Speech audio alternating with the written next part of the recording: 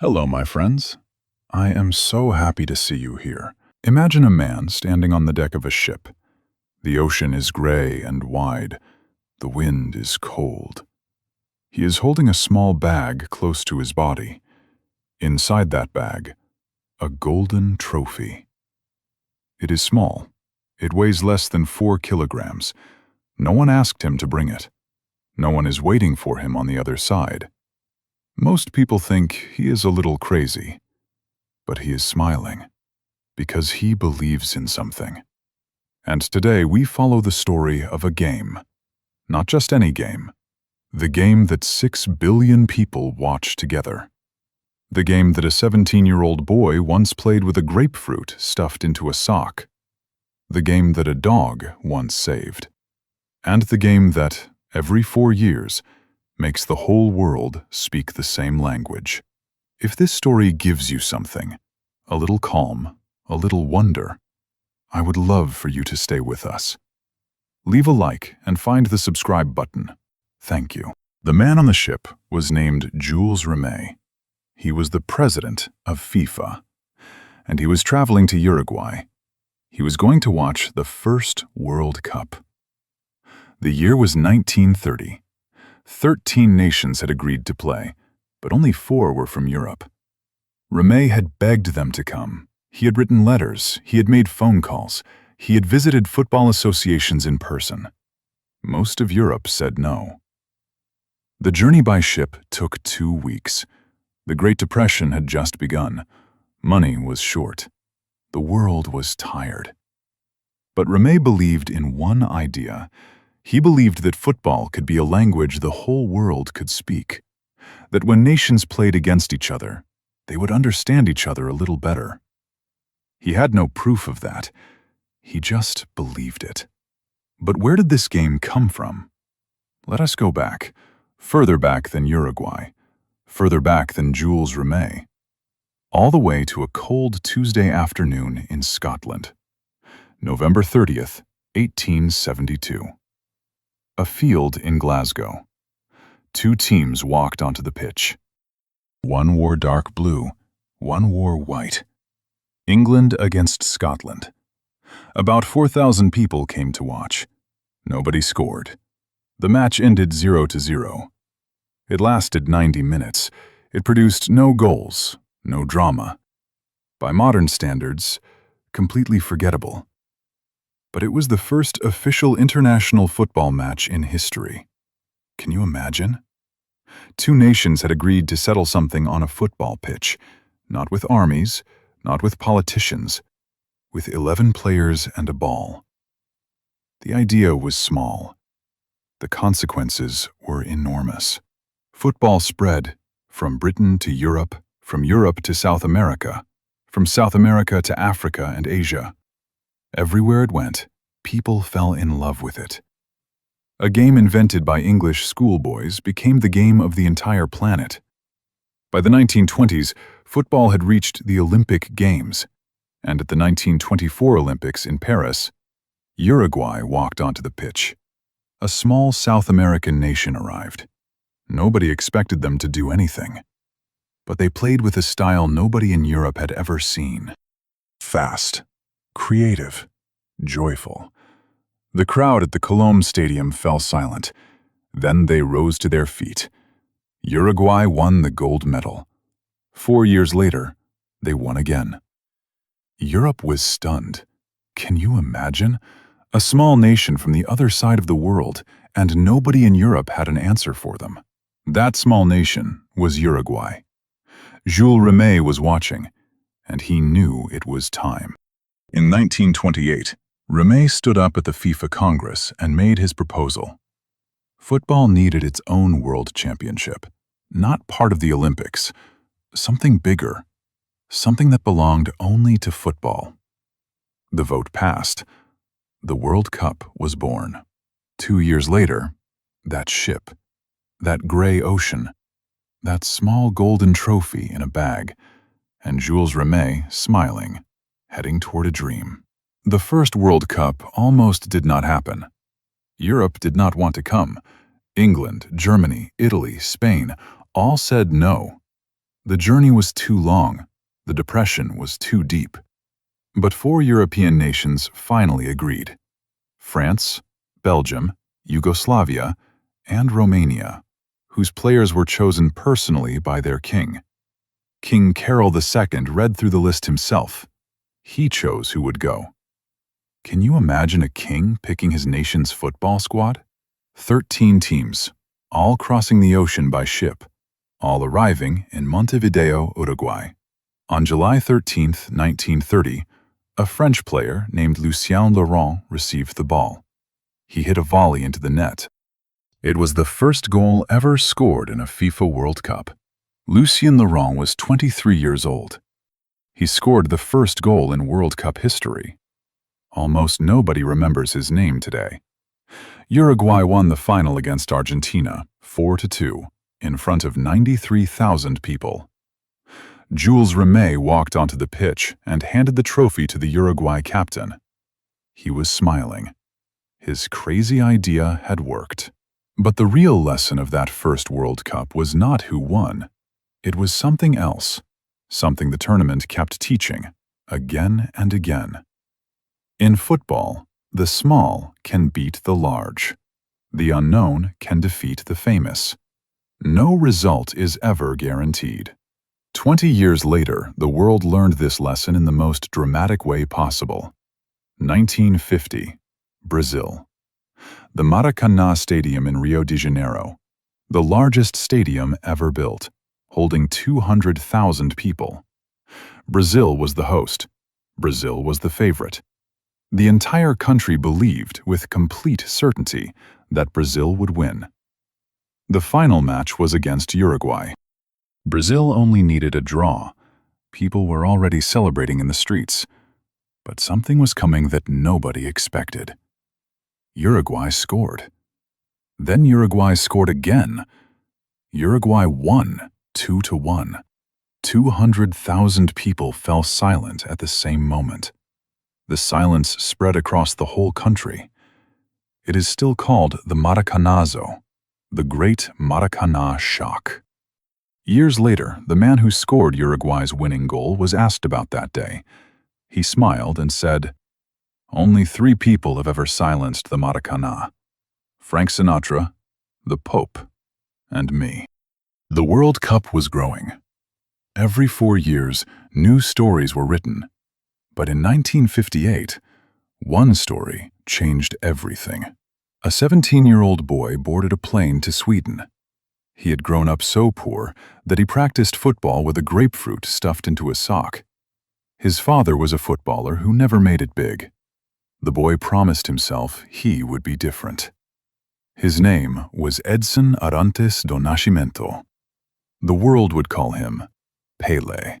At the 1958 World Cup in Sweden, Pelé became the youngest player ever to appear in a World Cup final. He scored twice. Brazil won 5-2. After the final whistle, Pelé collapsed onto the pitch, crying. His teammates had to carry him off. He was 17 years old, the best footballer on the planet. But the story of Brazil's golden era is not only Pelé's story. At the 1962 World Cup, Pelé was injured early. He could not play again. Brazil had lost their best player. Most teams would collapse. But Brazil had someone else. His name was Manuel Francisco dos Santos. Everyone called him Garrincha. It means little bird. He had grown up in poverty in the countryside. As a child, his legs were deformed. His left leg curved inward. His right leg curved outward. Doctors said he would never run properly. Garrincha became one of the greatest dribblers in the history of football. In 1962, with Pelé injured, Garrincha carried Brazil almost alone. He was unstoppable. He was joyful. He played as if football was the best thing in the world. For him, it was. Brazil won their second World Cup. Then came 1970, Mexico. The heat was intense. The pitches were dry, and Brazil arrived with something the world had never seen: Pelé. Garrincha had retired, but new names had come.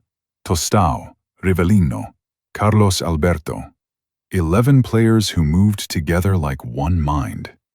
The final against Italy was 4-1. The fourth goal, Carlos Alberto ran onto a pass from Pelé. He struck it without breaking stride. It is still called the greatest team goal in World Cup history. After the final whistle, Pelé stood in the middle of the pitch. Tears were running down his face. A teammate put his arm around him. A photographer took a picture. That photograph became the image of the World Cup for a generation. The Jules Rimet Trophy was given permanently to Brazil, the only team to win it 3 times. The world gave a name to what Brazil had shown them. Jogo Bonito, the beautiful game. My friends, not every chapter of this story is beautiful. There are darker years, years when the tournament faced things that seemed impossible to survive. In 1942, no World Cup. In 1946, no World Cup. The Second World War had swallowed the world. Stadiums became military bases. Players became soldiers. Jules Rimet's dream was on hold, and the trophy itself was in danger. When German forces occupied Rome, a FIFA vice president named Ottorino Barassi made a quiet decision. He went to the FIFA offices. He took the Jules Rimet trophy. He wrapped it in an old cloth. He placed it in a shoebox, and he hid it under his bed. For 3 years, as the war raged around him, Barassi kept that secret. He checked the box every night. He told almost nobody. A golden trophy. A shoebox. A man who believed it would matter again. He was right. In 1950, the World Cup returned. Then, in 1966, the trophy was stolen in London, just before the tournament. The whole country searched. Police searched. Citizens searched. 4 days passed.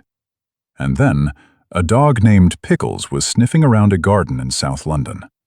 He found a package wrapped in newspaper, under a bush. Inside was the Jules Rimet trophy. Pickles became a national hero. He appeared on television. He received fan mail.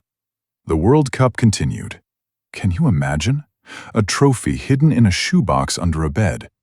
A trophy found by a dog under a bush. And yet, the tournament survived. Because the World Cup is not a building. It is not a trophy. It is not even an organization. The World Cup is what happens in the hearts of billions of people when the opening whistle blows. And nobody can steal that. Nobody can hide that in a shoebox. The tournament kept growing, and as it grew, it opened its doors wider. The first World Cup had 13 teams, almost all from Europe and South America. For decades, Africa, Asia, North America, they were on the outside, watching through a window. At the 1966 World Cup in England, all African nations boycotted the tournament. They had been given no guaranteed qualification spots. Their message was clear. We exist, and we will not be ignored. The protest worked. From 1970 onward, Africa had its own guaranteed places. In 1982, the tournament expanded to 24 teams. More nations, more stories. In 1994, the World Cup traveled to the United States, a country where football was barely known. American children watched those matches. They grew up. They built one of the strongest football leagues in the world. In 2002, South Korea and Japan co-hosted. Asia had its own World Cup at last. In 2010, for the first time in history, the World Cup was held in Africa. South Africa. The sound of the vuvuzela, a long, loud horn, filled stadiums around the world. It was not just a football tournament. It was a continent saying, "We are here. This game belongs to us too." And then came 2022. Morocco. A team from North Africa. Match by match, they defeated Belgium. They defeated Spain. They defeated Portugal. They reached the semi-finals, the first African team in history to do so. When Morocco beat Spain on penalties, the celebrations were not only in Morocco, they were in Senegal, in Nigeria, in Egypt, across the whole continent. Morocco's star player was Achraf Hakimi. He was born and raised in Madrid, Spain. His mother had cleaned houses in Spain so her son could have a better life. When Hakimi scored the winning penalty against Spain, he ran to his mother in the stands. He hugged her. A photographer took that picture. A son and his mother. Joy and tears and pride all at once. Millions of people around the world shared that photograph. That is what the World Cup had become. Not just a competition, a mirror. A place where the world could see itself. And now, my friend, we come to this moment. This year, 2026. For the first time in history, the World Cup will be shared by 3 nations, the United States, Mexico, and Canada.